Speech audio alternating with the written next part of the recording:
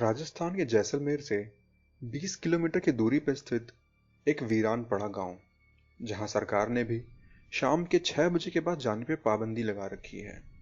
जहां आज भी कोई जाता है तो वो एक अजीब से एहसास, किसी के आसपास अदृश्य रूप से मौजूद होने का एहसास महसूस करता है।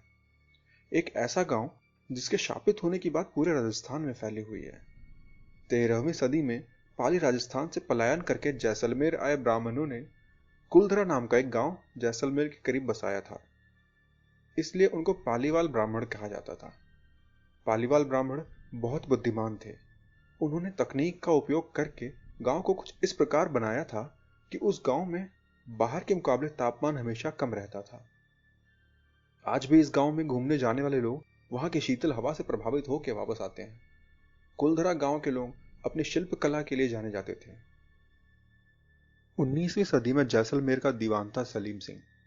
वह बहुत ही क्रूर, भ्रष्ट और अय्याश किस्म का व्यक्ति था। एक दिन वह कुलधरा में घूम रहा था, तभी उसकी नजर वहां के पुजारी की बेटी पे पड़ी और उसे पाने का उसने मन बना लिया। अगले दिन उसने अपने सैनिक गांव में भेजे और घोषणा करवाई कि पुजारी की लड़की को सलीम सिंह के महल भेज दिया जाए, वरना वो गांव को तबाह कर देगा। उस रात गांव की पंचायत बैठी। सब गांव वालों ने एकमत होकर कहा कि हम किसी को भी उसके महल नहीं भेजने वाले। गांव वाले दीवान और उसके सैनिकों से लड़ने को भी तैयार थे, परंतु गांव के पंचों को एहसास था कि लड़ाई गांव वालों के हक में नहीं होगी। पंचों ने फैसला लिया, हम लोग इस गांव को छोड़ के कहीं और जाके बसेंगे। सबको 2 घंटे का समय दिया गया ताकि सब कीमती सामान लेके तैयार हो जाएं और एक लंबी यात्रा की तैयारी करें। आधी रात के करीब 600 परिवारों ने वो गांव एक साथ छोड़ दिया और उन लोगों ने बदुआ दी कि इस गांव में अब कोई भी बस नहीं पाएगा। ये सारे परिवार देश के अलग अलग हिस्सों में जाके बसे ताकि इतने सारे लोगों को एक साथ देख के किसी को कोई शक न हो।